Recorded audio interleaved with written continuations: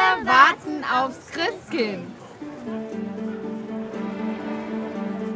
Und das kommt ja bekanntlich jedes Jahr zur Weihnachtszeit auf die Erden nieder, wo die Menschen sind. Dann warten in Engelskirchen die kleinen und großen Erdenbewohner auf das himmlische Wesen. Voller Ungeduld und mit Briefen in der Tasche. Alle Wunschzettel landen hier. Hier hat das Christkind ein eigenes Postamt. Herzlich willkommen zu Weihnachten im Bergischen Land. Und wo fahren wir hin auf unserer Weihnachtsreise quer durchs Bergische Land? Natürlich nach Wuppertal, aber auch zu anderen großen und kleinen Orten. Und begonnen haben wir, wie schon gesehen, in Engelskirchen. Wir zeigen Ihnen die schönsten Märkte und sprechen über Weihnachtstraditionen. Und ab und zu wird's auch besonders lustig.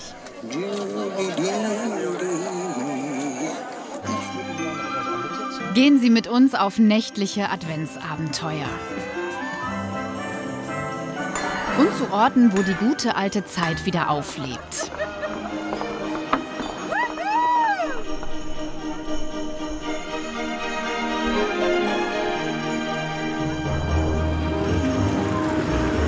Und über allem schwebt der Duft der Weihnachtszeit. Und ganz oben drüber das Christkind.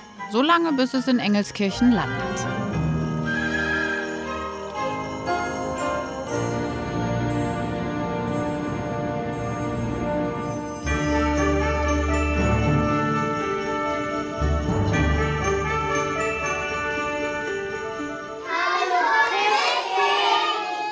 Hallo.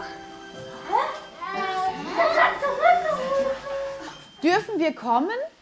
Ja, sehr gerne. Oh, jetzt bin ich aber aufgeregt.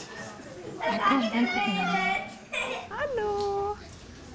Kommt mal alle zu mir. Und Engelchen hast du auch dabei. Ja, das sind meine kleinen süßen Helferinnen. Die Helfer. Habt ihr denn alle einen Wunschzettel für mich dabei? Ja. Hallo, wie heißt du denn? Hannes. Hi. Und du wünschst dir eine Carrera-Bahn, eine Roboterbauchtasche, ein Tablet. 130.000 Briefe aus aller Welt gehen jedes Jahr in Engelskirchen ein. Die meisten sind Wunschzettel, die von den Kindern tagelang liebevoll gemalt und gebastelt wurden. Alle Zuschriften der Kinder werden gelesen und beantwortet. Das Postamt des Christkinds gibt es in Engelskirchen seit 1985. Das sind jetzt hier so Schriftzeichen. Ja. Oh weia, kann das Christkind das auch lesen? Natürlich. Ich übersetze die Briefe in 10 Sprachen und Blindenschrift. Also jeder, der mir einen Brief schreibt, kriegt auch einen Antwortzettel zurück. Also nach Taiwan geht dann auch noch mal das Christkind als Genau. Post, als Brief. Genau. Und welche Sprache spricht man im Himmel? Himmlisch.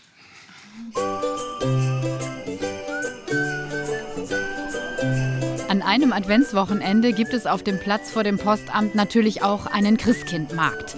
Ob es das schöne Kunsthandwerk ist, das hier angeboten wird, oder ob alle insgeheim das Christkind hier suchen, wer weiß. Der Andrang ist bei gutem Wetter auf jeden Fall riesengroß.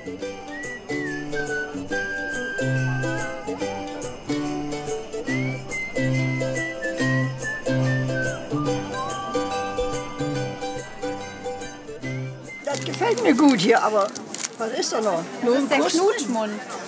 Ein Knutschmund. Ach Gott. Und hier kann man einen Knutschmund machen? Ja, Das ist ja goldig. Das ist ein Lippenstift. Schokolade, ne? Ein Schokoladenlippenstift. Sind das die neuesten Farben der Saison?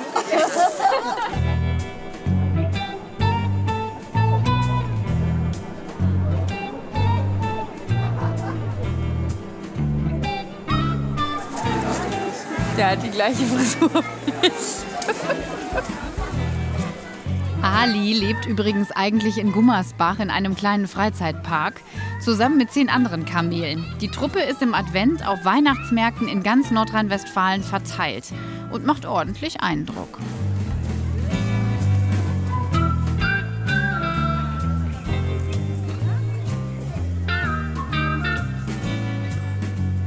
Engelskirchen. Hier wohnt das Christkind, wirbt die Stadt. Und ein Engelsmuseum ist auch gleich nebenan.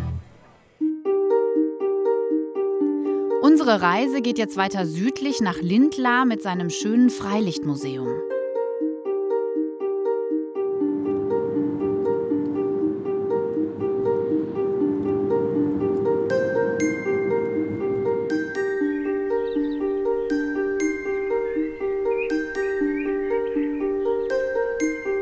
Im Freilichtmuseum Lindlar stehen historische Gebäude, die in anderen Teilen des Bergischen Landes abgebaut und originalgetreu hier wieder aufgebaut und zum Leben erweckt wurden.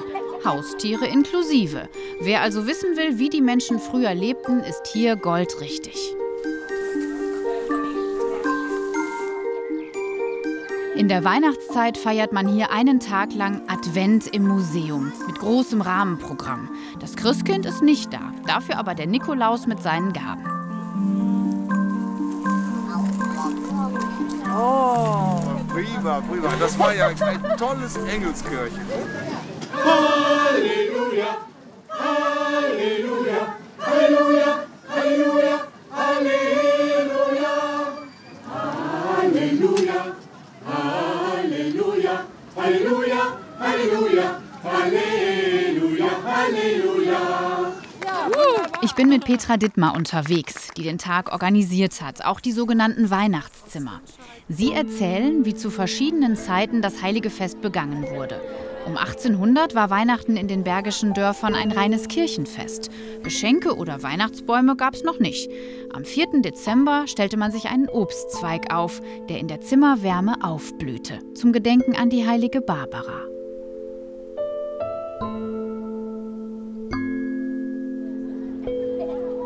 Nun sind wir 50 Jahre später in einem eher großbürgerlichen Wohnhaus.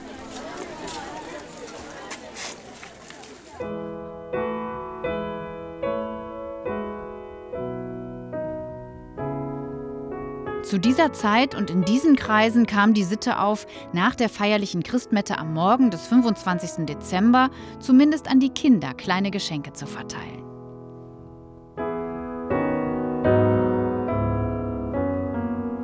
Und das war auch genau die Zeit, in der der geschmückte Tannenbaum in Mode kam.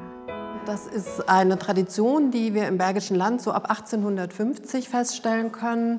Erst in den adeligen Familien, in den großbürgerlichen Familien und dann wird das so über die Jahrzehnte verbreiteter. Schauen wir mal weitere 60 Jahre später in ein Haus, in dem sich 10 Personen 40 Quadratmeter teilten. So sah um 1910 das Weihnachten einer Arbeiterfamilie im Bergischen Land aus. Ziemlich bescheiden, mit ein paar nützlichen Geschenken. Aber einen Baum hatten die meisten schon.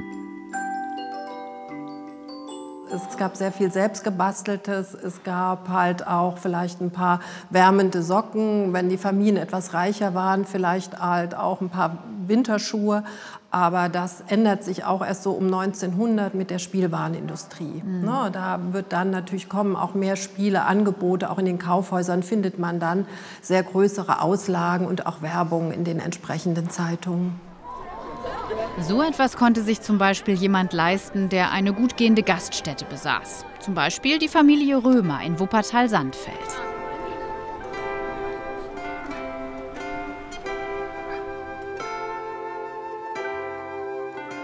In ihrem Wohnzimmer über der Kneipe sah der Gabentisch für die Kinder vermutlich so aus.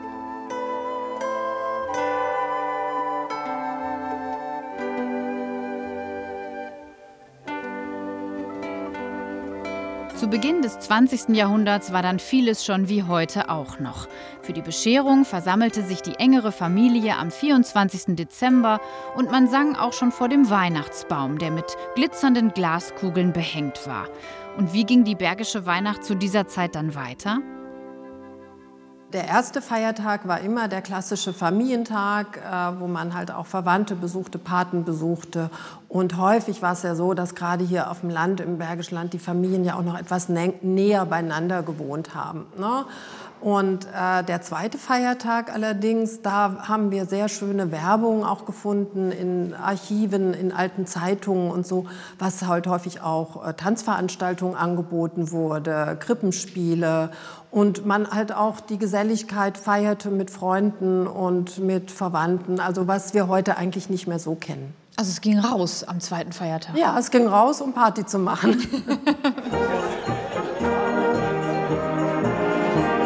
Die Party am zweiten Weihnachtstag, die hielt sich noch lange. Hier Aufnahmen aus den 1960er Jahren.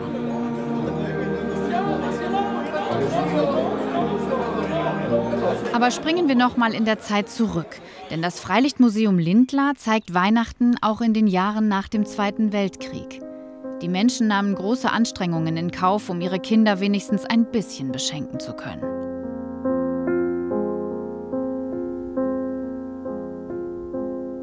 Im Winter 1945 konnte man zwar den Frieden feiern, aber es herrschte schreckliche Not.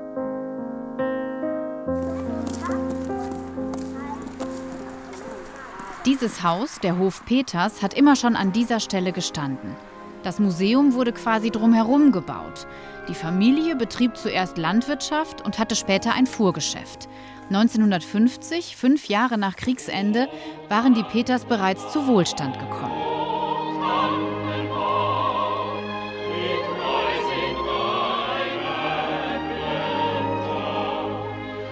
Weihnachten im Wirtschaftswunder. Ein voller Gabentisch, ein glitzernder Weihnachtsbaum mit Krippe.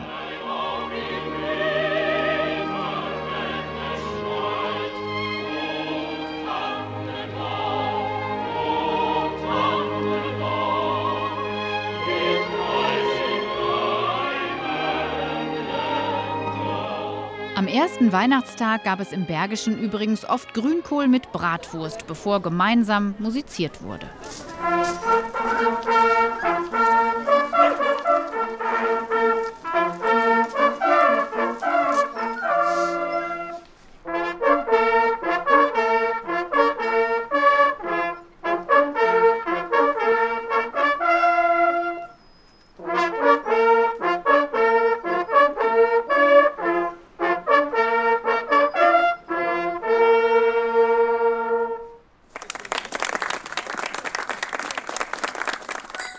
Jetzt geht's in den Südosten des Bergischen Landes. Wir besuchen den Baumwipfelpfad in Waldbröl, gehen auf den Weihnachtsmarkt in Ruppichteroth und fahren dann nach Much.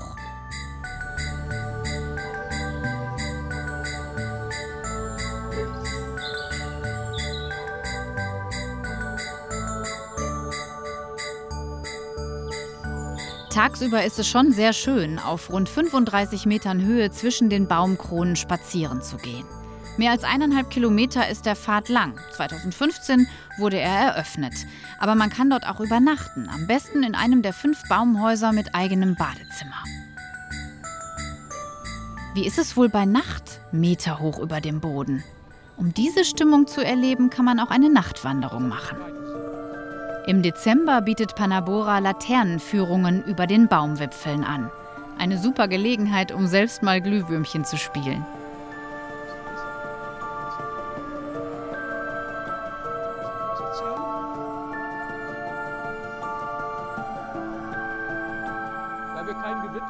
Auf der Wanderung hört man jede Menge über die besonderen Pflanzen und Bäume in der Weihnachtszeit. Der beliebteste Weihnachtsbaum der Deutschen, das ist natürlich die Nordmann-Tanne. Prachtvoll gewachsen, nahezu jeder Baum identisch, hervorragend zu schmücken, weil, man muss sich merken, Tannen stechen nicht, im Gegensatz zur Fichte. Es gibt einen schönen alten Sinnspruch, die Fichte sticht, die Tanne nicht. Also eine Nordmann-Tanne lässt sich hervorragend schmücken, sieht gut aus, aber das hat seinen Preis, nämlich die Nordmann-Tanne ist teuer. Trotzdem hat sie einen Anteil von 75% an allen Weihnachtsbäumen in Deutschland.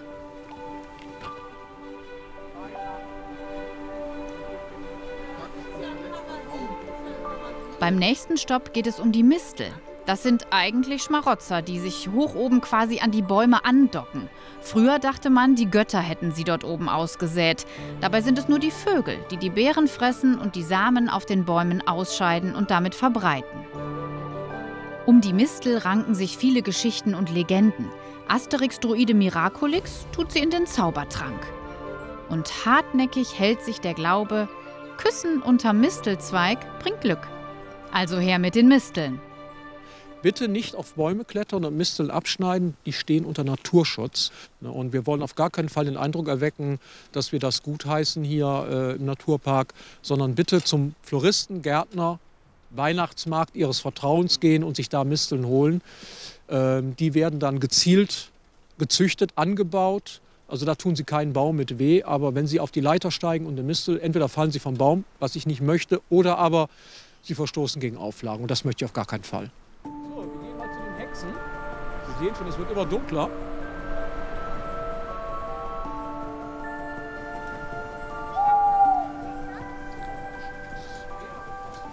Und ich möchte Ihnen jetzt wunderschön alten, deutschen, in der ganzen Welt geliebten Weihnachtsbrauch, den jeder von Ihnen zu Hause auch praktiziert, nahebringen, die Weihnachtsgurke. Ja. Es gibt tatsächlich einen alten Katalog von 1909 von einer Firma, die sich auf Weihnachtsdekoration spezialisiert hat, aus dem sächsischen Raum. Und da ist tatsächlich eine Gurke abgebildet. Solche grünen Glasgurken, Christmas Pickles genannt, werden in Amerika in den Weihnachtsbäumen versteckt. Durch ihre Farbe sind sie nur schwer zu erkennen. Und dann beginnt die Suche. Wer als erster die Weihnachtsgurke entdeckt, erhält ein schönes Geschenk. In Deutschland kommt der Brauch jetzt auch in Mode.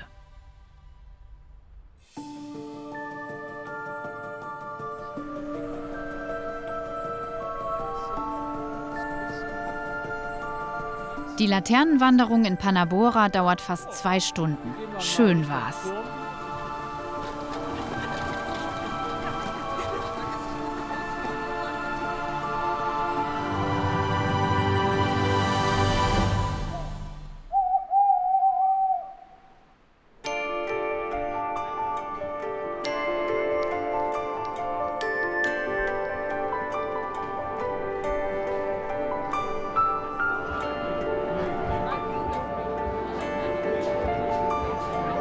Dörper heißen die Bewohner von Ruppichteroth, die Dörfler.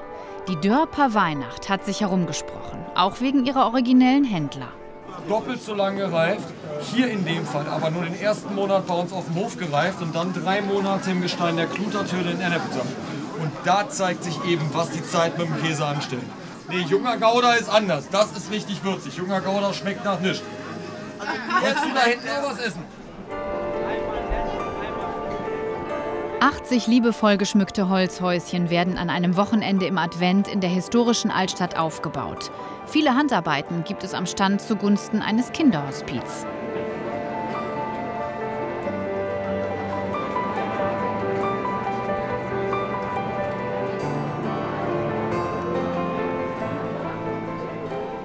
Also wir hatten bis eben vor einer Stunde ungefähr Grünkohl, Mettwurst und Pannas mit Schwarzbrot und Apfelmus. Aber wir sind jetzt ausverkauft.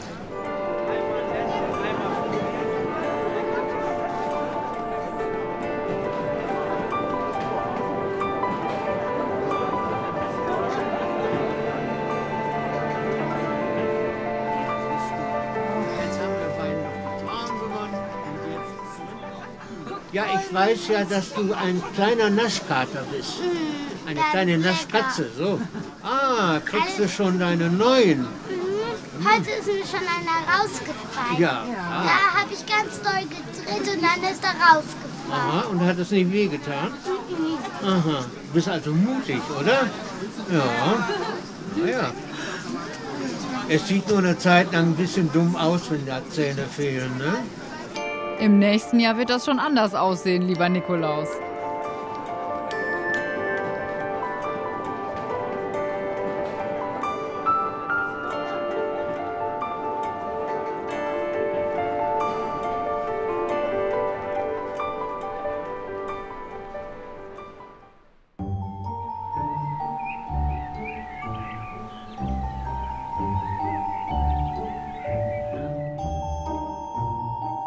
Ein neuer Tag ist angebrochen in der Bergischen Heimatkrippe.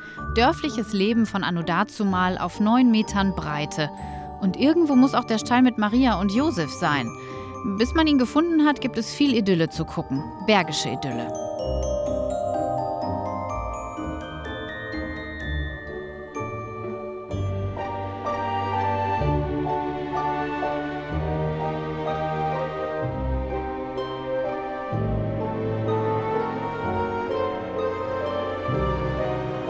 Da ist der Stall von Bethlehem, bergisch inspiriert. Maria und Josef kommen gerade im Dorf an.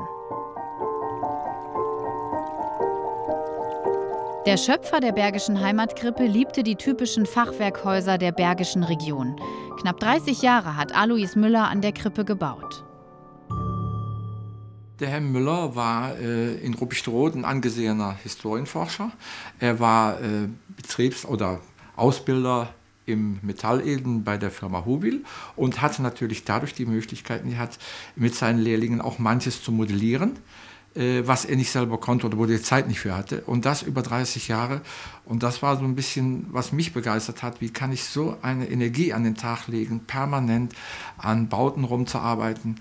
Aber es war seine Liebe zum Detail und Ruppichteroth. Unzählige Stunden verbrachte Alois Müller damit, geeignetes Material für sein Dorf zu finden. Schnitzte, hämmerte, schliff, baute Stein auf Stein. Entstanden ist ein handwerkliches Kunstwerk, eine Art Wimmelbild, das man stundenlang anschauen kann. Man entdeckt dauernd Neues. Und die Ruhe dieser Krippe. Es war einfach das, was mich begeistert hat, war, man kann sich reinsetzen. Man kann sich förmlich in diese Krippe reinsetzen, um zu sagen, hier möchte ich einen Augenblick verweilen.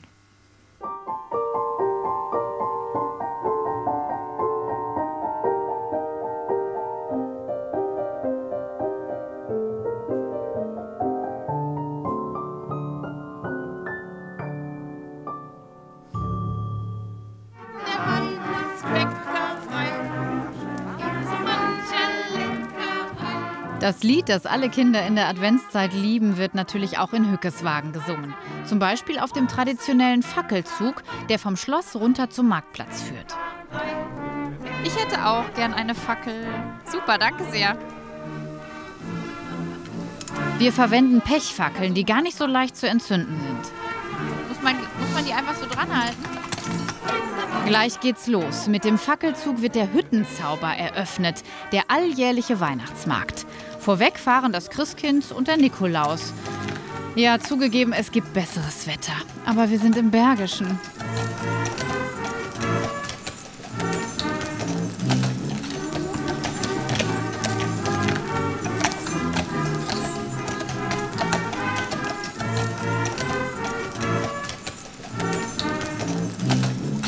In der hübschen Altstadt von Hückeswagen wird es an diesem Wochenende noch ein bisschen enger durch die Buden des Weihnachtsmarkts und noch ein bisschen stimmungsvoller.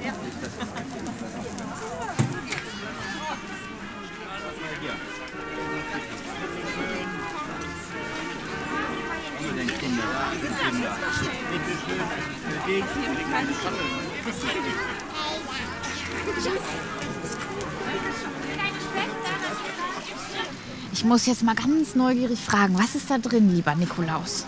Wenn ich das wüsste, das haben meine Helfer eingepackt. Die Engel haben das eingepackt. Da ist sicherlich was Süßes das drin. Das ist was Süßes. Und ich glaube, da ist ein Gutschein drin, vielleicht für unser Hallenbad. Oh. Oder im Spielwarenladen, dass man da was einkaufen kann. Der Nikolaus in Hückeswagen hat ein eigenes Hallenbad? Ich habe ein eigenes Das ist ja der Hallenbad. Knaller. Ja. Da kommen Das ganz ist ja viele Leute. schön. Aber das wird ganz nass. Sie sind wirklich hartgesotten. Ja, ne? aber so bei sind dem wir, Wetter hier so zu sind laufen, wir ja hier im Bergischen. Das ja. ist ja nichts Wird man dann mit dem Ungewöhnliches. Regenschirm geboren. Genau. Sagt man eigentlich von den Wuppertalern, ne? Ja, aber so viel anders ist das in Hückeswagen auch nicht. Oh, meine Mütze. Im Oberbergischen Kreis liegt die Gemeinde Marienheide. Ein Teil davon ist die Kempershöhe. Auch dort gibt es eine Attraktion, wo man nicht aufhören möchte zu gucken.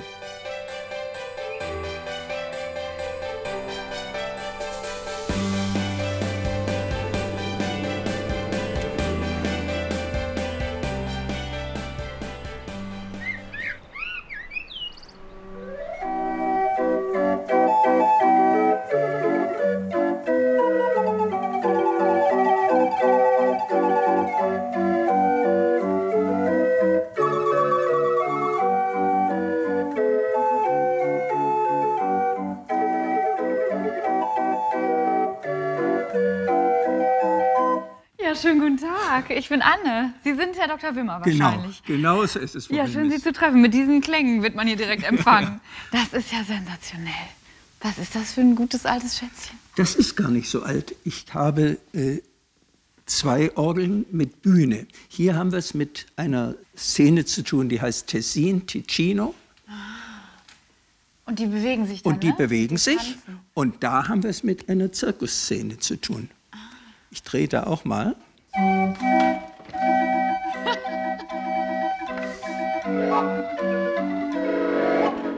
Das ist ja toll. Ja, ich kann mir vorstellen, dass man sich in solche Dinge verlieben kann, oder? Und wie? Ja, Und Sie wie? sind verknallt. Ich bin total verschossen, das seit einem halben Jahrhundert. Das ist ja wirklich klasse. Was ist das denn hier zum Beispiel? Ach, das ist nichts Bergisches, sondern etwas Französisches. Oh Gott. Ein Vögelchen so um 1870. Wie süß. Gedacht für eine Dame, die Personal hatte, damit sie sich nicht langweilt. Ach Gott.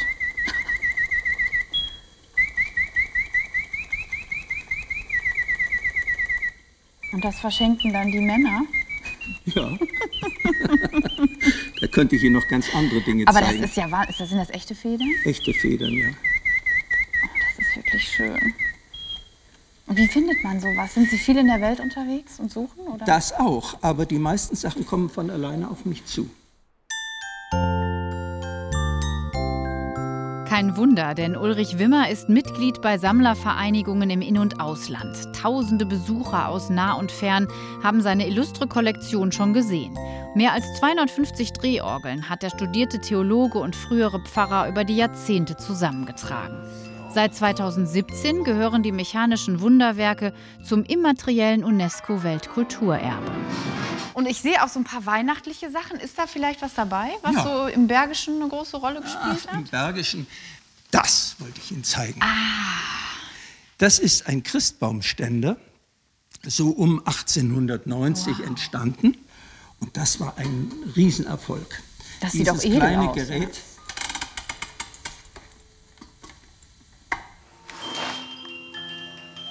Ach Gott, das ist ja süß. Der dreht sich ja. Das ist ja toll. Oh Gott. Diese Christbaumständer sind in Stuttgart gebaut worden durch eine Firma Eckhardt. Und das war ein Renner. Also das war ganz toll für wohlhabende Leute, versteht sich. Und jetzt muss ich aber vorstellen, dieser Weihnachtsbaum dreht sich vom Heiligen Abend bis 2. Februar, Maria Lichtmess. Und immer die Das ist Klinge das Ende von Weihnachten. Und dann immer Stille Nacht, Heilige Nacht im Wechsel. Und am Ende können Sie den Schuh danach werfen. Ja, ich glaube auch. Ist wahrscheinlich auch ein paar Mal passiert. Aber gut. Und hier haben wir dann die Fortentwicklung. Da ist kam schon man auf etwas die größer, Idee, wie wäre das, wenn man Platten nimmt zum Wechseln. Und dann haben Sie alle möglichen verschiedenen Weihnachtslieder. O Tannenbaum zum Beispiel. Zum Beispiel O Tannenbaum oder hier.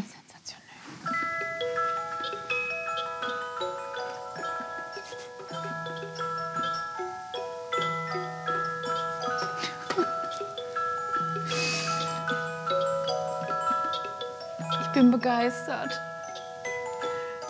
Und dieses Gerät hieß Gloriosa. Wir sind in einer Zeit, wo alle Sachen verrückte Namen bekommen. Ja. Also die Geräte heißen Ariston, also das Beste, oder Herophon, das Heldentönige.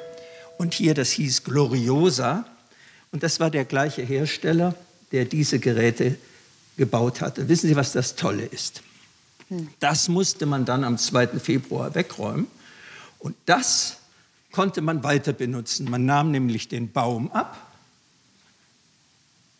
Und anstelle des Baums kam eine Schale drauf Mit Obst oder Konfekt, wenn Sie das lieber mögen, oder Käse. Und dazu dann Stille Nacht, Heilige Nein, dann wurde die Platte gewechselt, dann beim Souper von Johann Strauss. Es ist auch im Bergischen, hat es das gegeben.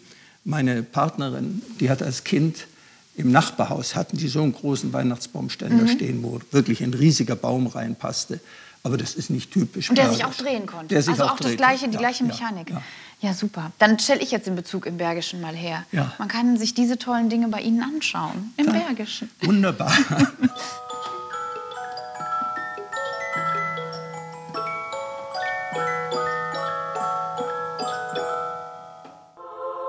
Jetzt fahren wir nach Altenberg und besuchen zuerst natürlich den berühmten Dom, der übrigens nie einer war, sondern immer nur eine Klosterkirche.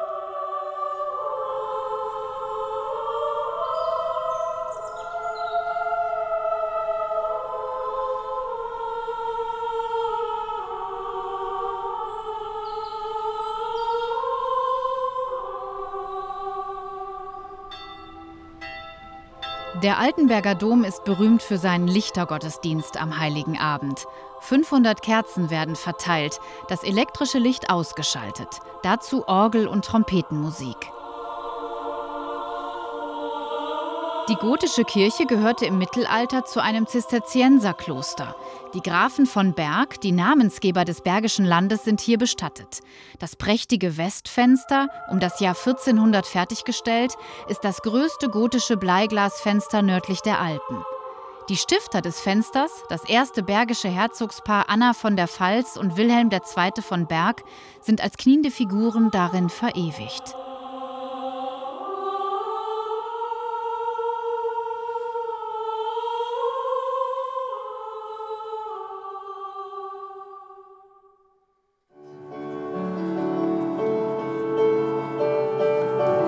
Ein wichtiges Event sind auch die Altenberger Gospelnächte, die alle 2 Jahre hier stattfinden. Gastgeber ist immer der Gospelchor Altenberg.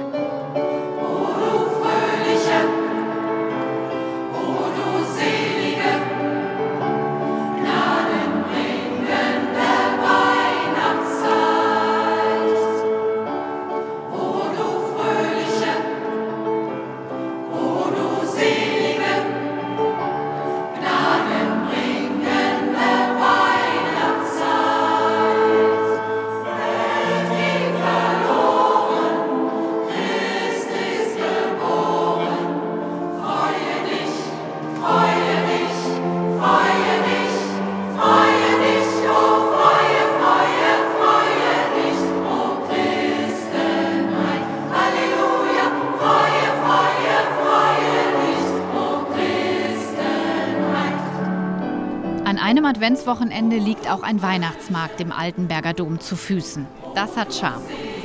Verkauft wird hier viel regionale Handwerkskunst. Ein Highlight im Bergischen Land. Es ist immer der Ort, mit dem ich ganz viel von Geschichte verbinde, natürlich mit dem Altenberger Dom. Und es sind die vielen regionalen Anbieter. Hier ist keine Dutzendware.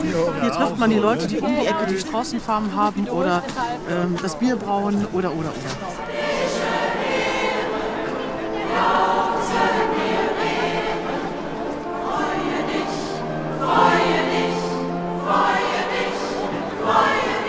Ein Shuttlebus bringt die Besucher bequem vom Parkplatz hierher zum Adventsmarkt.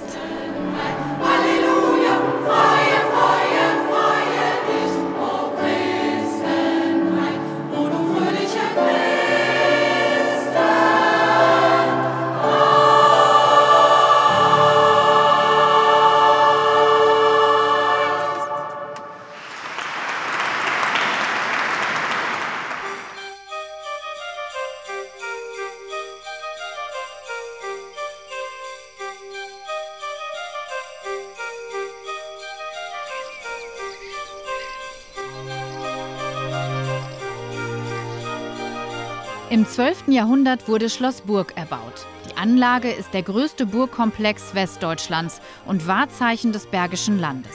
Das Jahr über finden hier jede Menge Veranstaltungen statt. Ritterspiele, Seminare und Musikkonzerte aller Art. Das Stammschloss der Grafen von Berg war früher Schauplatz höfischer Feste und großer Politik.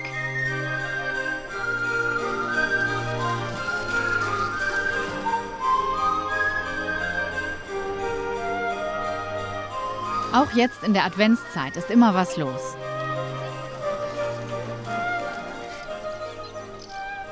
Schloss Burg befindet sich im heutigen Stadtteil Solingenburg direkt an der Wupper.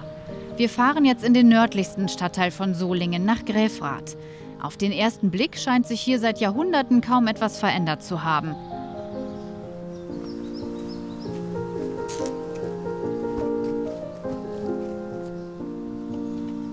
Nicht weit vom Marktplatz mit dem Brunnen führt eine 72-stufige Treppe zum Klosterberg mit der Kirche St. Maria Himmelfahrt.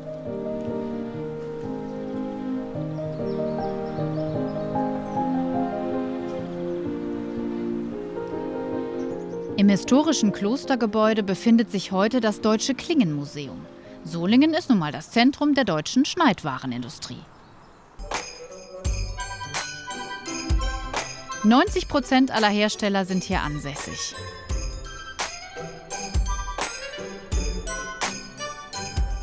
Im Klingenmuseum erfährt man, wie es dazu gekommen ist.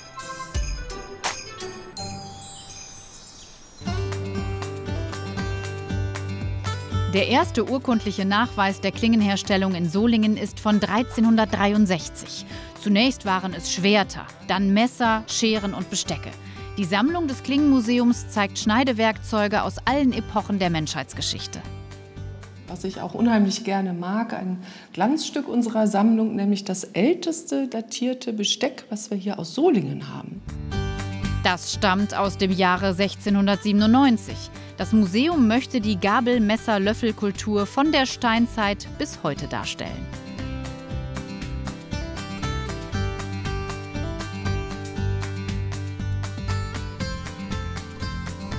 Fürs Museum gesammelt wird in Solingen aber erst seit gut 100 Jahren. Zunächst für die Lehrlinge der Metallfachschule. Dann wuchs die Sammlung immer weiter. Nach dem Zweiten Weltkrieg wurde dann ein Museum daraus.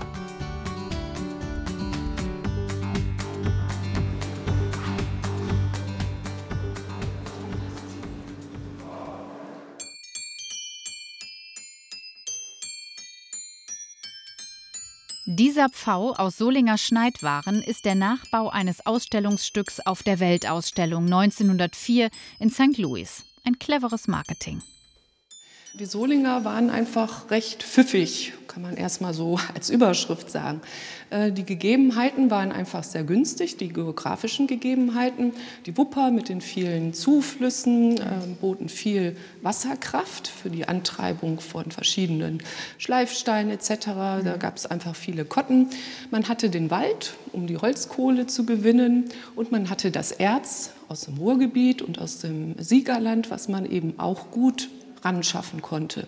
Und der zweite Faktor war, dass die Lage geopolitisch sehr günstig war. Also Solingen war in einem Einzugsgebiet vom Erzbischof von Köln und aber auch von den Herzögen von Berg. Und damit hatte man zwei Abnehmer, sage ich mal, die immer Waffen brauchten. Und das war schon mal ziemlich gut. Und die Solinger waren aber auch so pfiffig, sich nicht nur auf Waffen zu spezialisieren, sondern eben auch auf das Messer. Was die Sammlung von Essbestecken angeht, ist das Deutsche Klingenmuseum mit seinem Bestand weltweit führend. Was ist das? Ich dachte, wo Sie heute hier sind, decke ich mal festlich ein. Das ist aber schön. Wow. Bisschen weihnachtlich. Das gute Geschirr. Das gute Geschirr. Gute Besteck. Und das Silberbesteck, was wir natürlich vorher auch geputzt haben, wie sich das vor einem Feiertag gehört. Das war ja eine richtige Arbeit, ne? Vor allen Dingen bei so viel Zubehör. Ja, das hat aber sehr viel Spaß gemacht und ich werde das jetzt 1:1 bei uns zu Hause. Ernsthaft? Nein, aber nein, sowas macht ja Spaß. Und ja, Tischkultur, so toll aussieht. Tischkultur ist ja hier auch unser Thema. Ich muss jetzt mal gerade überlegen, ob ich es noch schaffe hier. Von außen nach innen ist die Regel. Genau. Gang Nummer 1, die Suppe. Da steht schon die Suppentasse. Dann kommt Fisch. Auch anders als normal, ne? Fischmesser. Genau. Fischmesser kann man immer ganz gut erkennen, weil das Messer keine Schneide hat. Ein Fisch muss man ja nicht zertrennen, sondern nur so sanft auf den Tisch verschieben. Genau. Dadurch eben diese spezielle Form. Das haben wir. Dann kommt ein Besteck, das ist etwas kleiner als das normale. Würde ich jetzt mal schätzen, Vorspeise auch noch, ne? Vorspeise, genau. Jo. Dann die Hauptspeise. Das ist das Normale, wenn wir es kennen. Genau. Braten, Kartoffeln, Soße. Der Hauptgang. Ja. Und dann, darauf, wo ich mich immer besonders freue, der Nachtisch, sogar in 2 Gängen, schätze ich mal, oder? Ja, so ist es. Eine kleine Gabel und ein kleiner Löffel. Ja. Toll. Tja, da haben wir unser Festtagsmenü. Jetzt fehlt nur noch das Essen. Genau, und die Gäste. Und die Gäste. Ja.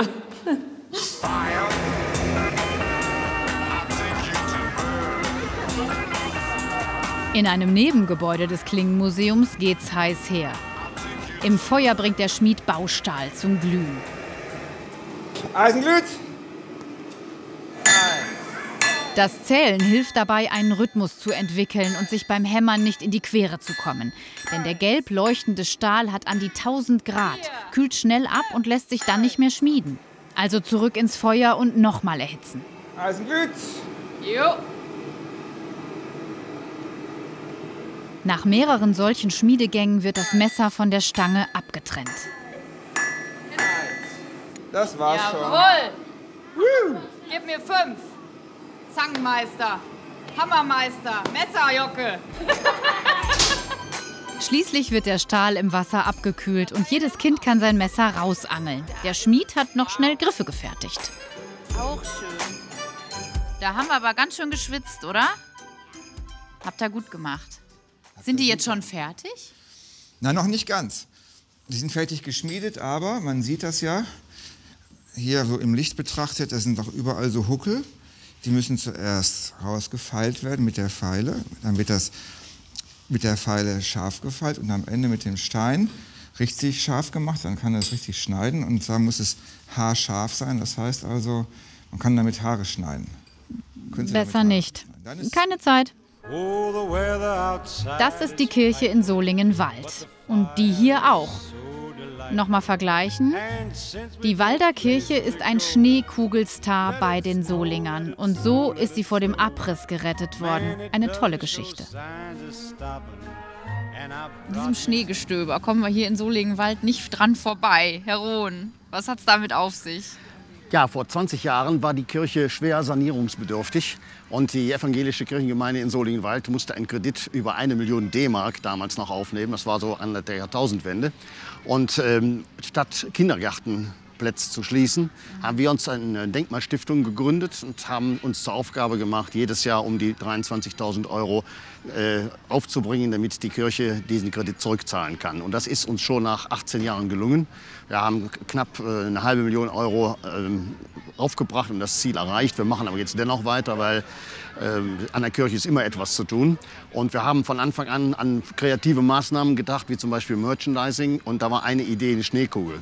2004 war die erste Edition und ich hätte nie gedacht, dass das hier in Wald Kult wird. Das ist ein richtiger Renner. Das ist ein Alle Renner. wollen diese Schneekugel. Das ist so. Wir hatten gestern Abend eine 100 Meter lange Schlange, die diese Schneekugel erwerben wollten. Wir haben an diesem Wochenende 1000 Schneekugeln verkauft. Das ist unglaublich. Jetzt könnte man ja sagen, Schneekugel, alles schön und gut. Aber warum liegt diese Kirche den Waldern so am Herzen? Also man kann das wirklich sagen. Was dem Kölner und der Kölner Dom ist für den Solingern speziell den Walder hier unsere Walder Kirche. Hier stand schon vor 1000 Jahren eine Kirche. Doch diese hier ist im 19. Jahrhundert im klassizistischen Stil erbaut worden.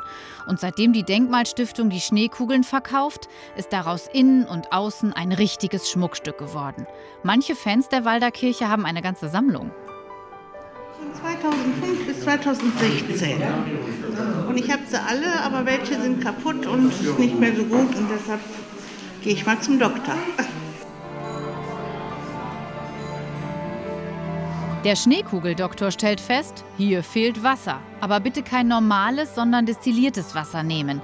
Dann ist das Nachfüllen kein Problem.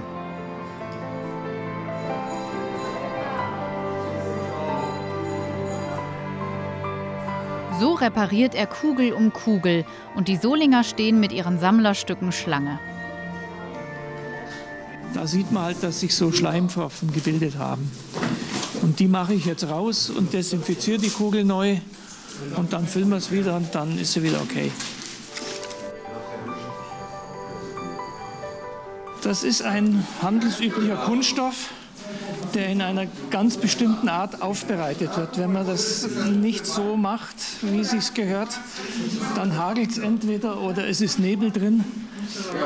Die Kunst ist, dass man den Kunststoff so aufbereitet, dass er eben diese Schneefallwirkung hat. Also sind Sie so ein richtiger Schneekugeldoktor? Naja, eigentlich bin ich Hersteller. Aber in dem Fall da müssen Sie einfach auch mal ran dann. Und nö, das macht halt Spaß. Ich mache das halt, weil der Verein, ich finde das so toll, was die aufgezogen haben. Das finden wir auch.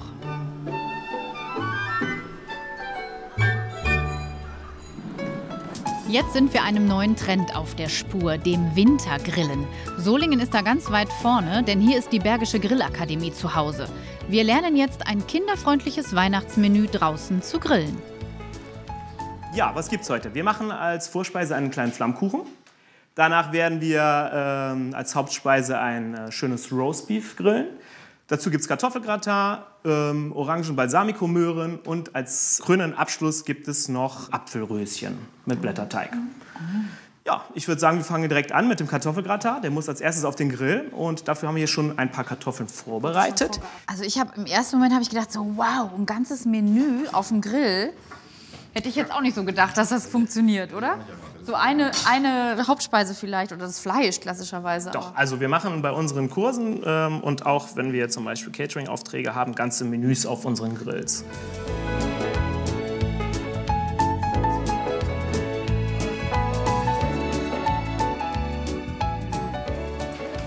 Jawohl, hinein einmal bitte. Da mitten auf den Grill. Perfekt, ganz genau. Schnell zumachen. Schon heiß. Schön muckelig warm, ne? Bei welcher Temperatur machst du das jetzt, so ein Kartoffelgratin? Also der Kartoffelgratin, den schieben wir jetzt erstmal bei 200 bis 220 Grad rein. Ganz genau richtig. Und jetzt kümmern wir uns dann um das Fleisch. Das ist ein sehr, sehr schönes Stück. Haben wir jetzt hier Pi mal Daumen, sind wir bei 800 Gramm, irgendwie ein Kilo irgendwo dazwischen. Roastbeef ist halt wirklich einer der zartesten Stücke des Rindes, ne? Ist am Rücken. So, und zwar werden wir jetzt marinieren. Aber das ist ja am Weihnachten sowieso perfekt, wenn man Dinge auch einen Tag vorher schon mal machen kann, dass man nicht den Stress so an dem Tag hat. Ja, absolut. Die Marinade besteht aus gehacktem Knoblauch, Rosmarin, Oregano sowie Olivenöl und Balsamico. Das Fleisch sollte mindestens 30 bis 60 Minuten vor dem Grillen eingelegt werden, noch besser am Tag vorher. Okay, Anne. Boah, der riecht ja schon Der riecht super. schon richtig gut. Den müssen wir jetzt erstmal von der direkten Hitze befreien. Wir werden es jetzt scharf angrillen. Wir wollen Röstaromen haben. Okay. So, wir werden, du siehst, ne, es gibt direkt schön Flammenbildung auch durch das Olivenöl. Dadurch kriegen wir ein paar Raucharomen auch an das Fleisch ran. Wir werden das Fleisch jetzt auf 53 Grad Kerntemperatur ziehen. Wir wollen es hinter Medium haben. Medium hat eine Kerntemperatur von 56, 57 Grad. Wir ziehen es auf 53, werden es danach noch so 10 Minütchen ruhen lassen. Und in der Zeit steigt es die letzten 3 bis 4 Grad und dann haben wir es perfekt medium gegrillt. Das muss man natürlich mit einem Fleischthermometer kontrollieren. Nicht schnell wieder zumachen, ganz genau richtig. Gerade im Winter ist es halt so, durch die kalte Temperatur, man sieht es ja auch, ne, unser Atem, muss man halt wirklich aufpassen, dass man den Deckel schnell wieder zumacht, weil sonst verliert man die komplette Hitze und das braucht einfach dann wieder ziemlich lange, bis die Temperatur wieder hochkommt.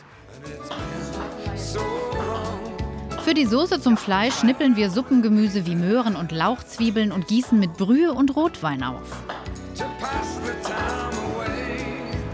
Natürlich kommt die Soße auch auf den Grill.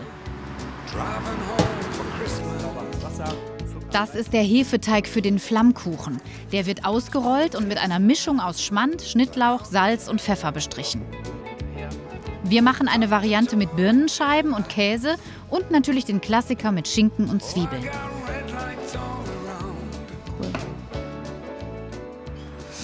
Gut. So, jetzt bin ich mal gespannt. Ja, hast du schon Hunger? Ja, Hunger auch, aber ich habe mich gewundert, dass Flammkuchen überhaupt auf den Grill passt. Ja, pass auf, du brauchst nur einen Pizzastein. Ne? Die gibt es in rund, die gibt es in viereckig, einen schönen Schamottstein. Der wird vorher richtig schön auf 250 bis 300 Grad, warte mal, ich muss mal ganz kurz, zack, wird der vorgeheizt. Und dann kommt es drauf. Ich sag mal, 8 Minuten ist der auf jeden Fall fertig.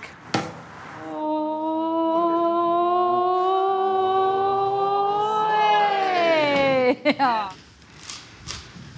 Ich glaube, da essen sich die Kinder schon an der Vorspeise satt, wenn das so lecker ist.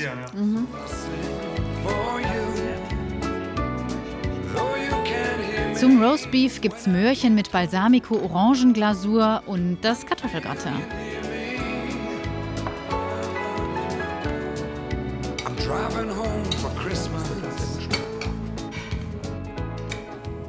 Ja, vielen Dank für deine Unterstützung Ihr hier. habt's gegrillt, ne? Deswegen, ich hoffe, es schmeckt. Und das tut es wirklich. Tolle Idee, alles auf dem Grill zu machen. Sehr lecker. Jetzt fangen wir mit den Apfelröschen an. Der Blätterteig ist frisch, aber fertig gekauft. Erst kommt Aprikosenmarmelade auf den Teig, dann hauchdünn gehobelte Äpfel. Ein Muffinblech hält die Apfelröschen in Form.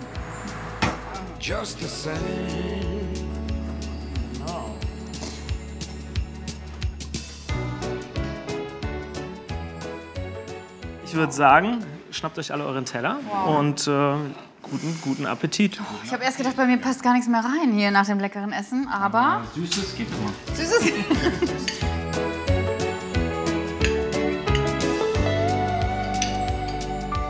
Frohe Weihnachten.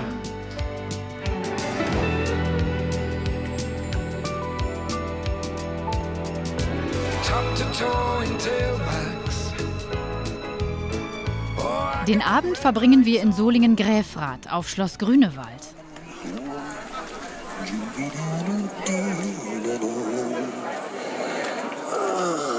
Ja. Och, eigentlich ganz schön hier wieder. Kann man nicht anders sagen. Ich fahre noch ein Stück, mal sehen, wenn ich alles treffe.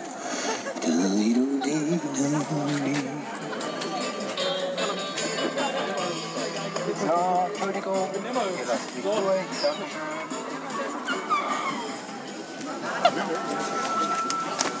Fahrende Elefanten. Wahnsinn.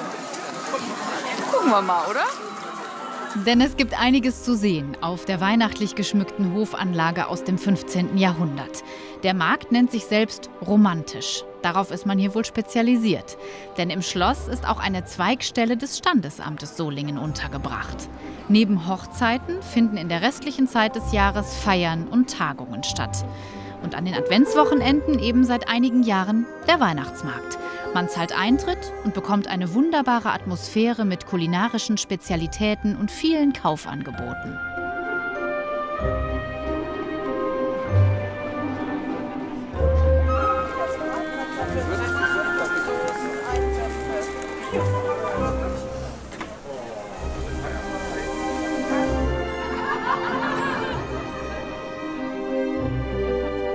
Ich bin mit Anke Peters unterwegs, die den Markt organisiert hat.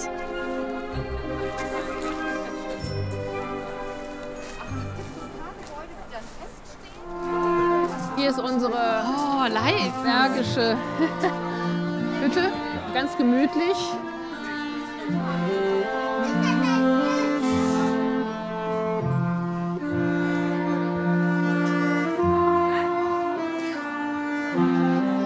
Mehr als 100 Künstler und Kunsthandwerker bieten auf dem Schlossgelände ihre Waren an.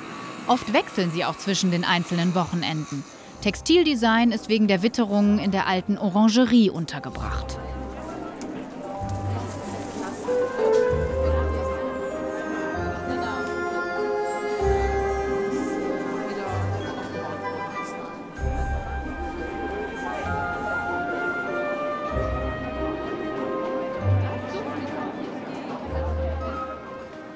Was ist das genau? Trüffelbutter. Trüffel und Florissel. Oh, was ganz Feines. Sehr lecker. Dieser Elefant war ja eben auch spitze. Ja, der war süß, ne? Ich glaube, der hat auch diesen Klavierspieler. Genau. Das ist der. Das ist der Klavierspieler mit der romantischen Musik. Das ist wunderschöne Klaviermusik hier. Hat immer so alte Koffer dabei. Die ganze Zeit, ne? Höhepunkt am Samstag und Sonntag ist eine große Feuershow.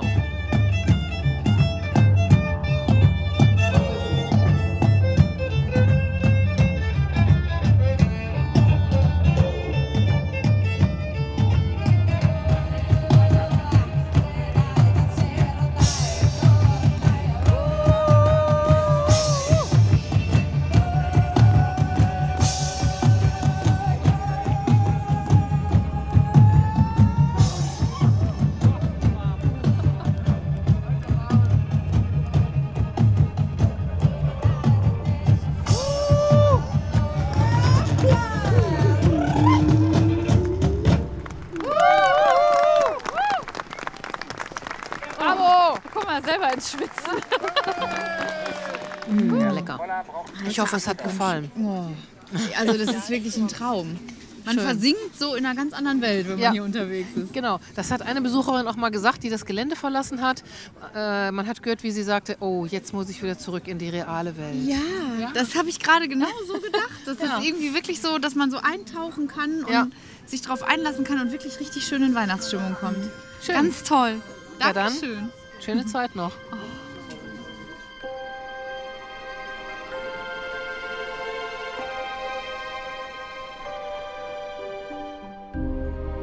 Fahren wir zunächst mal an Wuppertal vorbei nach Norden, um dem Mariendom in Velbert-Neviges einen Besuch abzustatten.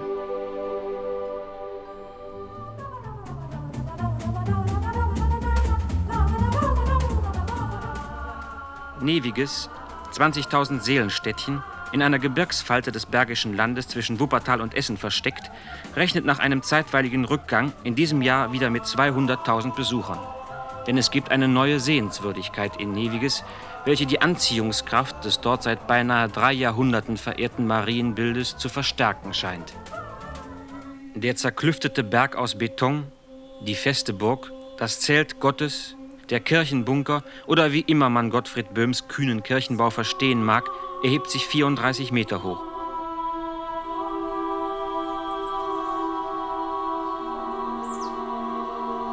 Seit seiner Eröffnung im Mai 1968 ist der graue Betonbau von Stararchitekt Gottfried Böhm umstritten.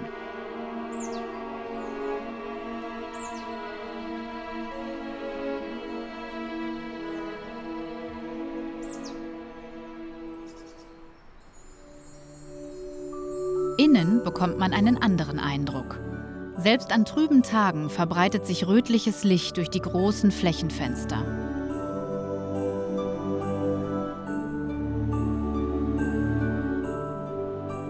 Die Rose ist übrigens ein Symbol für die Jungfrau Maria.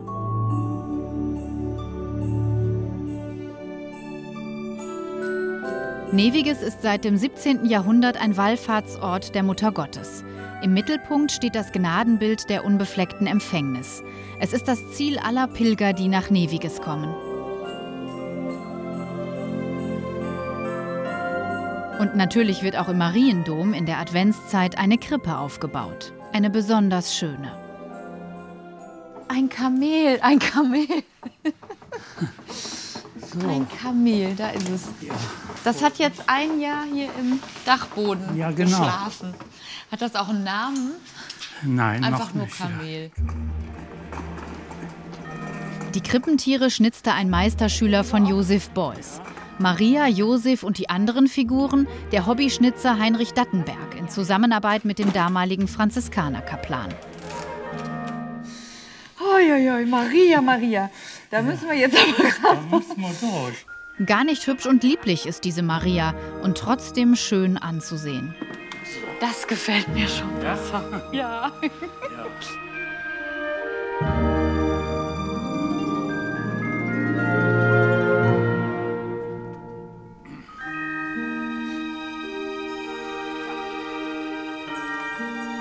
Auch die anderen Figuren faszinieren durch ihre moderne Strenge und Schönheit.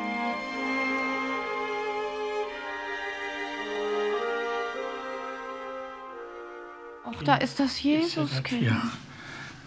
Ach Gottchen, das lag da so ganz auf dem... Ja, richtig. Ne? Aber es ist ja eigentlich noch gar nicht geboren, ne? Nein, das eher am 24. kommt das zu der Maria. Genau. Oder wird geboren dann. Ne? Wie lange dauert das jetzt, bis die Krippe fertig ist? Ich denke mal Mitte der Woche. Wir müssen noch an der Krippe machen wir Folie hin, da kommt noch Sand hin, ein Weg und dann noch Moos. Und dann kann man die Figuren hinstellen. Ich denke mal so Mittwoch, Donnerstag, Freitag werde ich doch schon dann fertig sein. Und so sieht sie fertig aus. Udo Elsen hat uns ein Foto geschickt.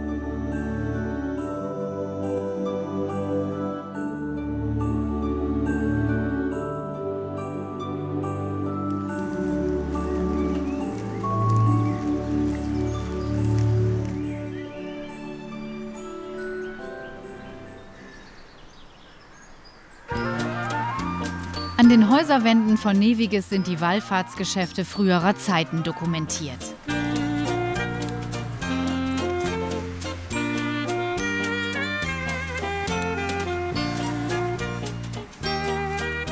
Na, das ist mal was anderes.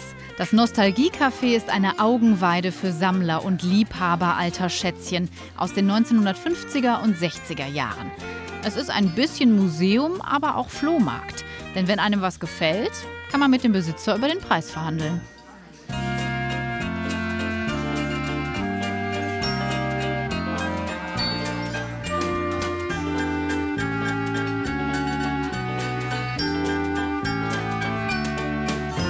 Und das kulinarische Angebot? Hier kann man in echter Wohnzimmeratmosphäre auf Vorbestellung die berühmte süß-salzige bergische Kaffeetafel genießen. Tröppelminna und historischer Tannenbaum inklusive. Allerdings nur als Gruppe ab 6 Personen. Na, umso besser. Im großen Kreis wird's noch gemütlicher.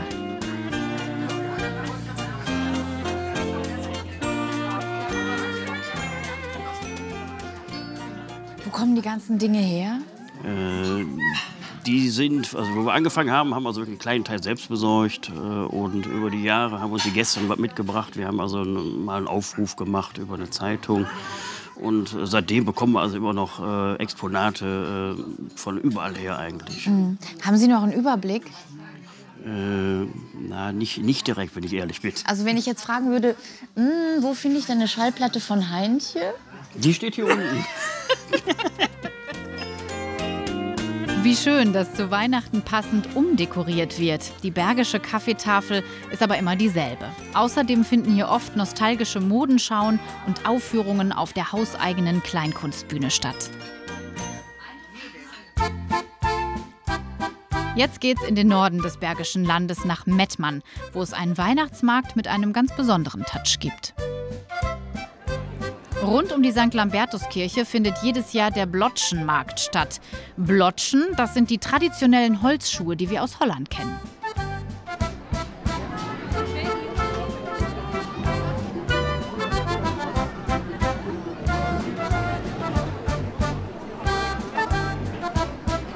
Der Platz rund um die Kirche ist ein Juwel. Dieser Teil der Oberstadt blieb zum Glück erhalten, als in den 1960er Jahren der Großteil des mittelalterlichen Stadtbildes Mettmanns modernen Gebäudekomplexen weichen musste. Jetzt ist man stolz auf den schönen Blotschenmarkt. Nur wo sind die Blotschen?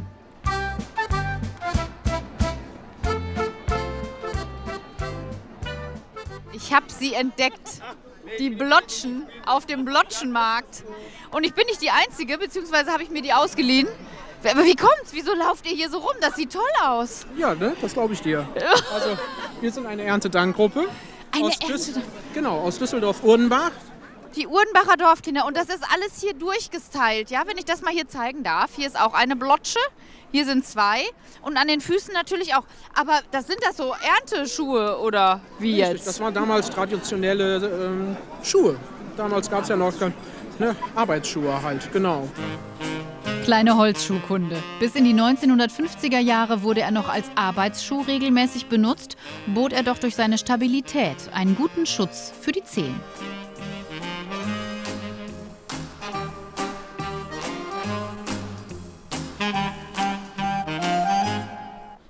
Welch Möglichkeiten doch der Holzschuh bietet. Auf der Straße nicht, das ist endgültig vorbei. Aber in ländlichen Gegenden wird der Holzschuh immer noch gern getragen. Auch in der Industrie gibt es immer noch zahlreiche Verwendungsmöglichkeiten für ihn. Und zwar dank seiner Eigenschaft, vor Hitze, Kälte, Druck und Nässe Schutz zu bieten. Sie sind ideal für Kinder. Vor allem deshalb, weil es gesund ist, sie zu tragen. Oh, aber ganz ehrlich, wenn man da drin laufen will, da muss man schon so ein bisschen Übung haben, ne? Ja, man darf nicht abrollen. Man schlürft. Muss so ein bisschen schlurfen so. In Norddeutschland, vor allem in Nordrhein-Westfalen, gab es viele Holzschuhmacher, die die Traditionsschuhe aus einem Weichholzblock arbeiteten. Heute gibt es nur noch einen Hersteller im Münsterland.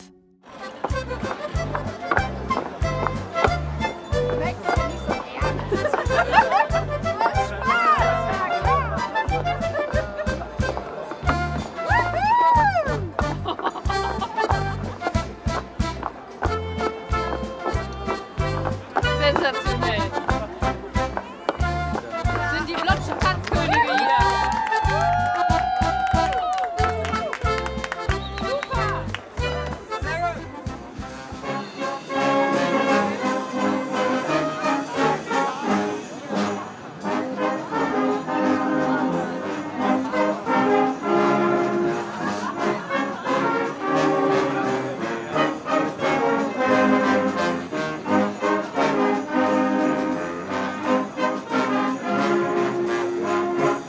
Überall auf dem Blotschenmarkt fallen mir Bäume mit Recycling-Dekorationen auf.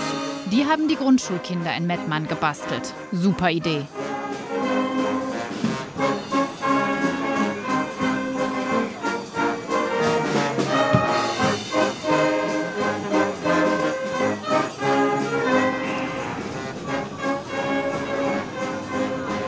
Eine Spezialität hier sind übrigens die sogenannten Schneebällchen. Lecker. Wie ein Schneegestöber. Schmeckt nach Meer. Also ich glaube, da hier so Schneebälle in der Deko hängen, gibt es die bestimmt hier. Ja, die Schneebällchen, da stehen sie. Ganz schön viele. Schneebällchen bestehen aus einer Mischung 3 Liköre, erklärt mir die Schneebällchen-Fachfrau, mit einem Häubchen aus Sahne und Kakaopulver. Und der Rest? Der Rest können Sie entweder so auslöffeln. Wow. Boah, der geht aber direkt durch. Sehr lecker. Aber das ist witzig. Ich glaube, ich nehme noch einen. Regionale Kost, Schinken, Honig und auch Schnaps aus dem Neandertal. Also Schnaps hatte ich schon. Haben Sie auch noch was anderes? Wir haben ganz speziell die Mettmänner. Wir haben hier Mettwürstchen und Kassler. Beides geräuchert, dadurch relativ lange haltbar. Super Geschenk zum Mitbringen. Wer hatte denn die Idee?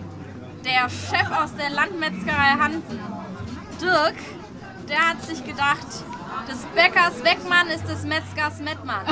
Das ist ja ein Zungenbrecher. Ja, ich habe auch lange gebraucht, um das auswendig zu lernen.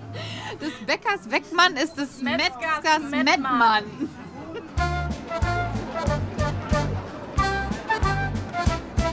Die haben es echt drauf, die Mettmänner. Und einen schönen Weihnachtsmarkt rund um die St. Lambertuskirche.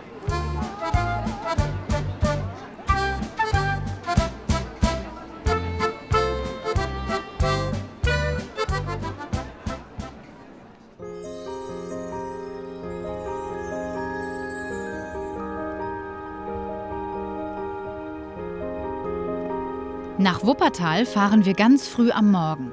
Im Gartenhallenbad im Stadtteil Langerfeld sind schon alle bei der Arbeit. Heute ist Lichterschwimmen und dafür müssen tausende Teelichter angezündet werden. 8 Mitarbeiter arbeiten mehr als 2 Stunden daran.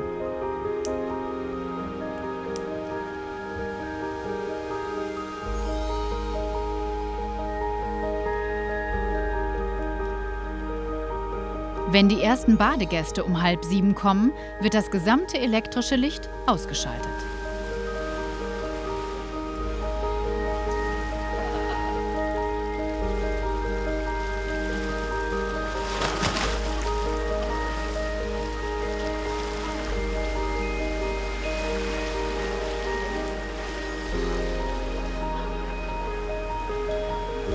Die meisten Frühschwimmer kommen regelmäßig.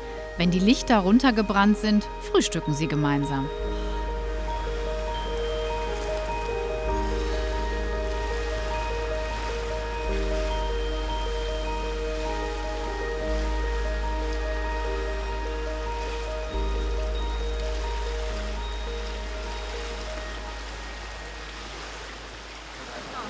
Und Sie sind das Frühschwimmerteam? Ja. Immer die gleichen hier unterwegs im Wasser? Ja, so ziemlich. Morgens normalerweise schon. Nicht immer jeden Morgen, alle dieselben. Manche kommen nur 2 oder 3 Mal die Woche und dann wechselt das immer so ein bisschen. Ja, aber jetzt ist natürlich was ganz Besonderes. Jetzt ist was Besonderes an dem Tag, dann ist es auch immer gut gefüllt.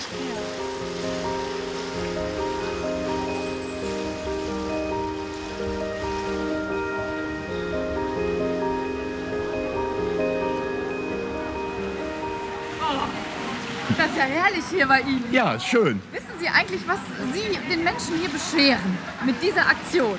Ja, ein schönes Lichterschwimmen, was wir seit ca. 1986 durchführen.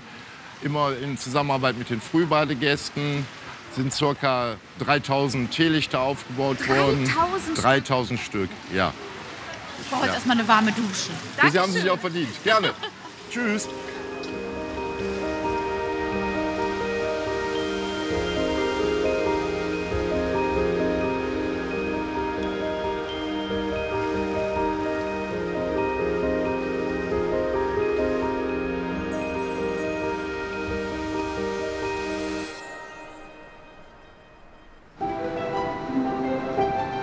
Die berühmte Schwebebahn, das Wahrzeichen Wuppertals. Die Stadt ist 1929 aus der Zusammenlegung der Stadtteile Barmen und Elberfeld entstanden und war um 1900 eine der größten Industriemetropolen Europas.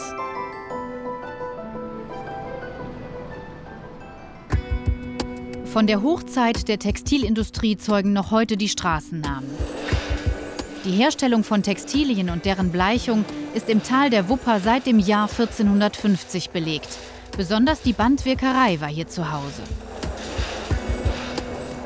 Heute stehen solche Handwebstühle im Museum und auch solche mit Lochkartensystemen.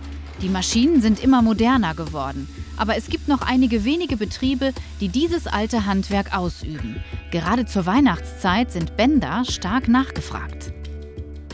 Der Erfolg der Textilindustrie wurde durch das weiche Wasser der Wupper möglich. Jeden Sommer zeigt die Bleichergruppe Langerfeld in historischer Arbeitskleidung samt Holzschuhen den Menschen unserer Zeit, wie das Garnbleichen funktionierte.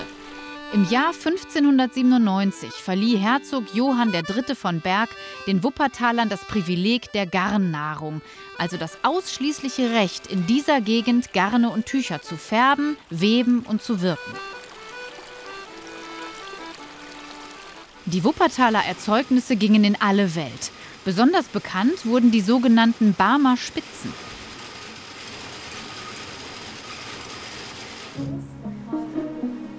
Eine der großen Bandwirkereien im Bergischen ist in Remscheid zu Hause. Der Familienbetrieb produziert Geschenkbänder, Kranzbänder, Kordeln, Litzen, je nach Jahreszeit. Geschäftsführerin Roswitha Hallbach führt mich durch die Fabrikation. Auf Anfrage kann man hier an Führungen teilnehmen. Die heutigen Maschinen arbeiten vollautomatisch und natürlich computergesteuert. Bis zu 800 einzelne Fäden, je nach Breite des Bandes, müssen koordiniert werden, um ein Band herzustellen. In der Weihnachtszeit läuft viel Gold und Silber über die Spulen.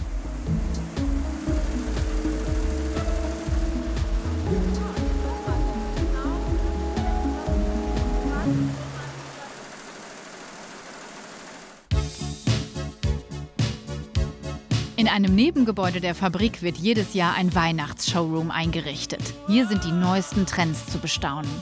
Und Bänder, soweit das Auge reicht. Also hier ist ein ganzer Kranz sogar aus Band. Ist das Genau. jetzt so das, was angesagt ist? Ja, es ist auf jeden Fall eine moderne Ausführung von einem Adventskranz. Wir nennen dieses Thema hier Lovely Traditionals. Es sind schon sehr viele traditionelle Elemente. Es gibt immer noch Tannenzweige, es gibt rote Kerzen, aber die Umsetzung ist ganz modern. Mhm. Ja, und ich glaube, selber machen ist ein ganz großes Thema nach wie vor, oder? Ja, auf jeden Fall.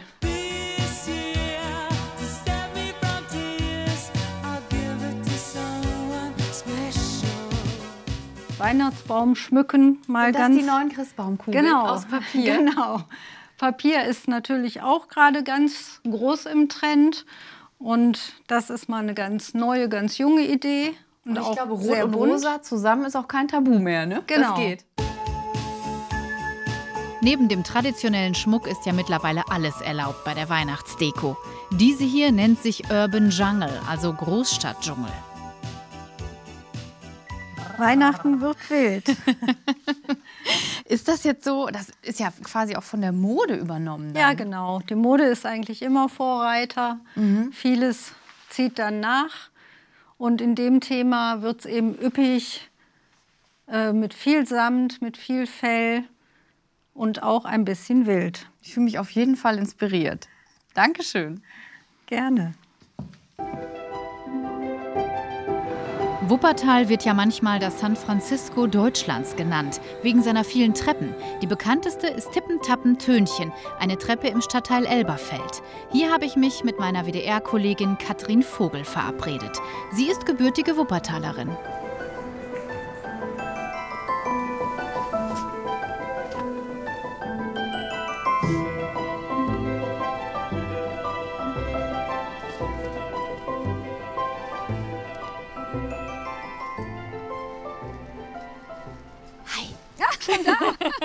Hallo, meine Liebe. Ich dachte, du kommst von unten. Ja, ich kam mal von oben, weil du hast ja gesagt, auf jeden Fall an dieser Treppe treffen. Ja, es ist quasi unser stadteigenes Fitnessstudio. Wir haben, ich weiß gar nicht, über 100 Treppen und es ist, das ist auf jeden Fall es ist vielleicht nicht die längste Treppe der Welt, aber es ist zumindest die berühmteste Treppe in Wuppertal. Ja, und warum ist das so?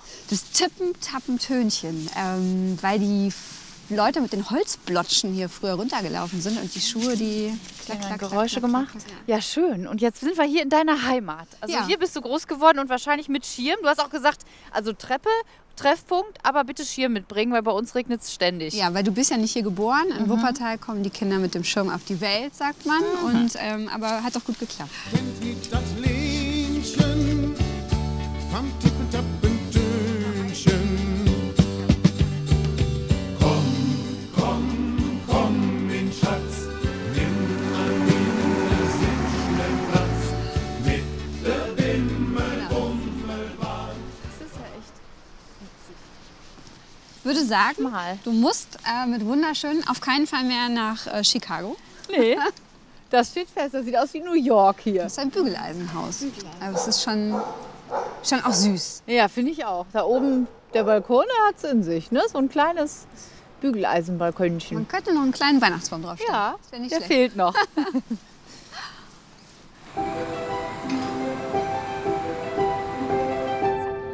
Die Wuppertaler Schwebebahn verbindet seit 1901 den Wuppertaler Osten mit dem Westen. 12 Meter schwebt sie über der Wupper. Mit ihr zu fahren ist immer wieder ein Erlebnis.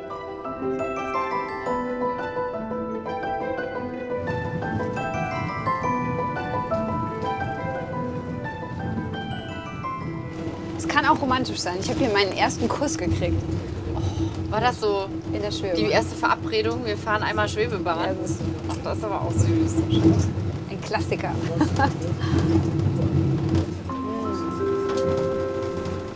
So, die nächste gehen wir raus. Okay.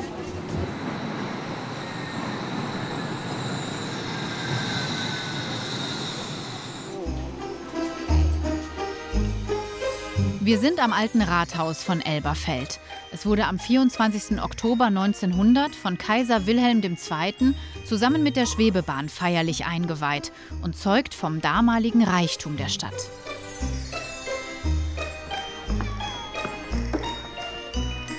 An der Stadtkirche ist eine Eisbahn aufgebaut. Eine umweltfreundliche, denn sie muss nicht gekühlt werden, weil sie aus Kunststoffplatten besteht. Aber so einfach scheint das Laufen da nicht zu sein.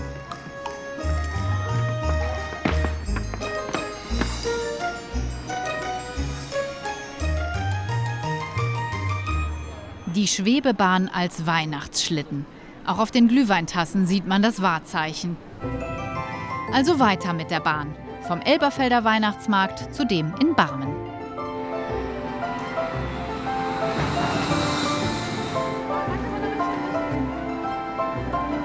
Den Weihnachtsmarkt am Johannes-Rau-Platz gibt es seit mehr als 50 Jahren. Vor allem auch für Kinder eine Sensation.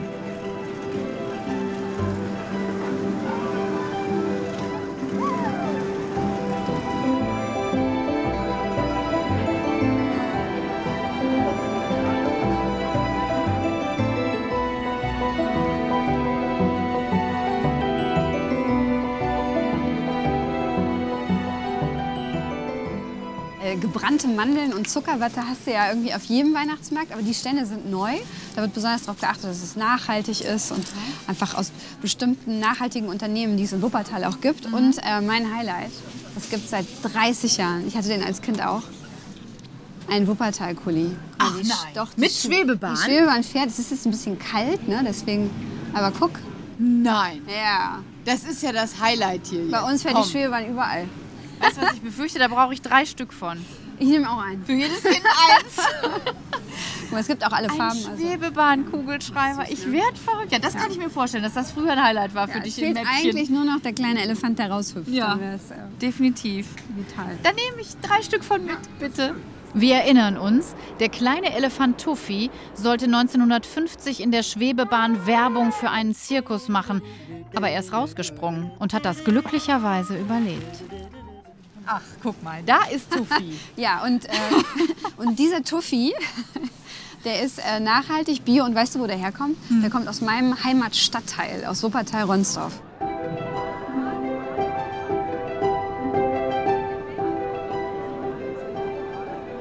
Ja, aber so Weihnachten, wie war das denn früher bei euch zu Hause? Wie hast du als Kind Weihnachten gefeiert?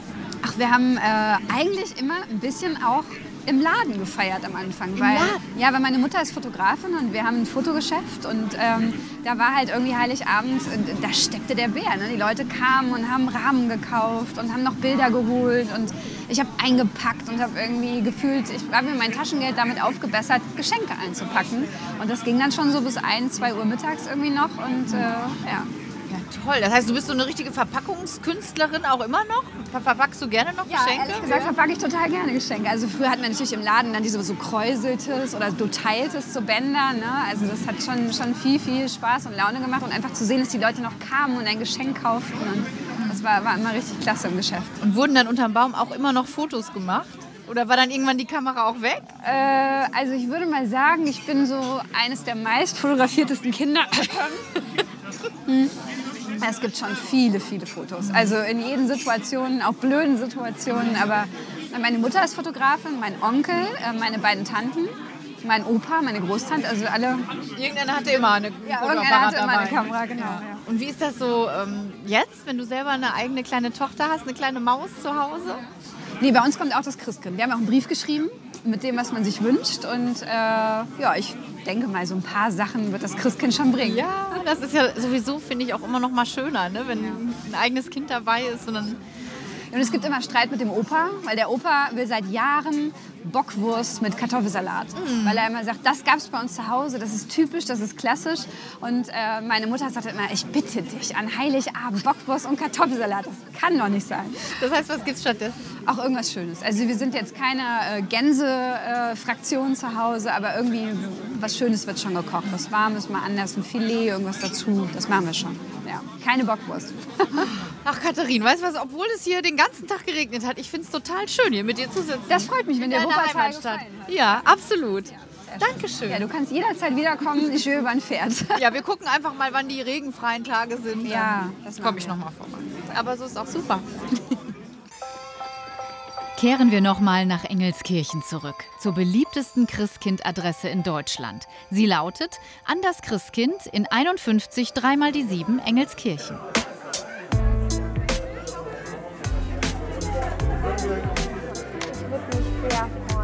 Alle Briefe, die bis 3 Tage vor Heiligabend eingehen, werden beantwortet. Ganz schön viel Arbeit, die den himmlischen Mitarbeiterinnen jetzt noch bevorsteht. Das Christkind ist damit beschäftigt, die Briefe von den Kindern entgegenzunehmen, die sie am 3. Adventswochenende lieber persönlich abgeben wollen. Zur Sicherheit. So, Frau Müller, ich hätte da noch ein bisschen was. Ja, das ist doch ganz gut. Oh, so viele Kisten voller Briefe. Ich habe hier zwischendurch mal reingelauert und habe festgestellt, die Dimensionen sind unvorstellbar. Ja, sowas kommt häufiger an.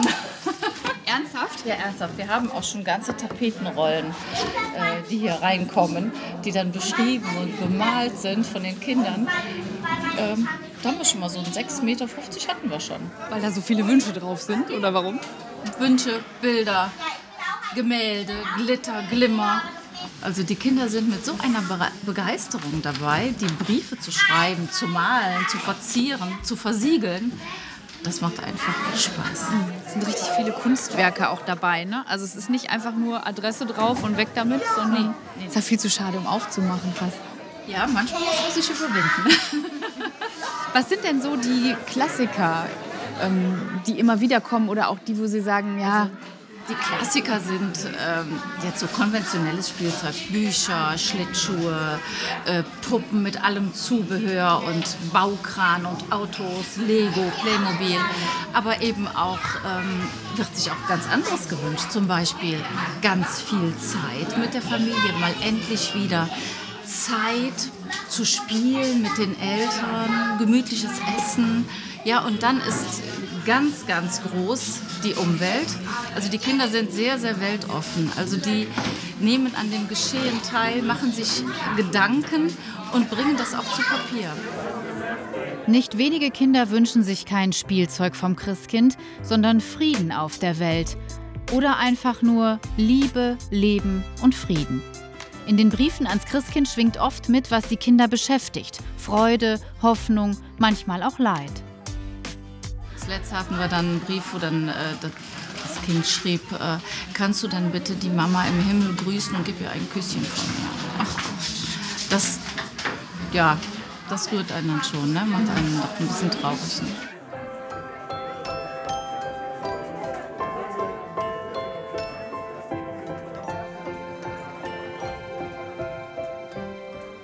Ja, und wenn am 24. dann Bescherung war und Weihnachten ist vorbei, was ist dann? Wo gehst du dann hin? Ja, dann fliege ich wieder zurück in den Himmel und ruhe mich etwas aus und freue mich dann schon ganz doll auf die nächste Weihnachtszeit und freue mich schon wieder, die ganzen Briefe zu lesen. Das hast du dir dann aber auch verdient, glaube ich. Dankeschön. Vielen Dank. Jetzt geht unsere weihnachtliche Reise durchs Bergische Land langsam zu Ende. Letzte Station ist Schloss Bensberg bei Bergisch Gladbach. Der prächtige Bau war im 17. Jahrhundert das Jagdschloss von Johann Wilhelm II., Herzog von Jülich-Berg, besser bekannt als Jan Wellem.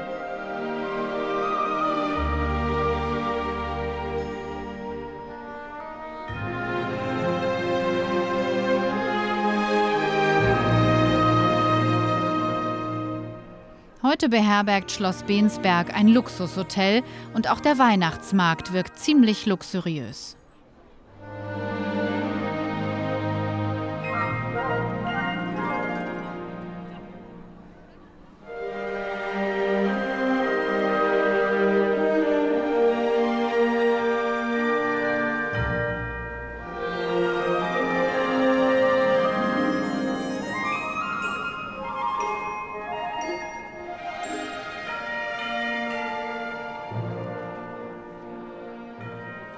Was ist das denn? Was zu naschen? Ja, da bin ich ja genau richtig. Kakaokonfekt in Form eines Gugelhupf. Das ist aber mini.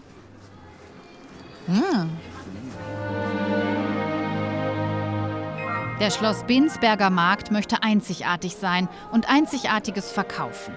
Deshalb nennt er sich Unikat Weihnachtsmarkt. Ach, die sind ja süß. Das ist unsere neue Krippe to go. Krippe to go. Klein, aber fein.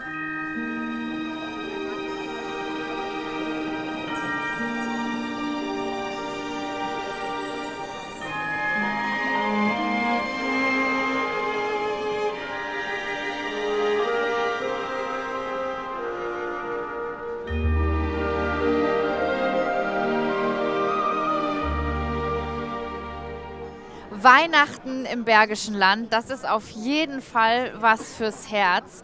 Egal ob klein und fein oder so prunkvoll hier auf dem Schloss, hier kommen wir auf jeden Fall in Weihnachtsstimmung. Und eins steht fest, das Wetter ist dabei völlig egal. Weihnachten ist sowieso ein Gefühl. Und wo kann man schon das Christkind treffen? Also wir sagen Tschüss aus dem Bergischen Land und wünschen noch frohe Festtage. Bis bald.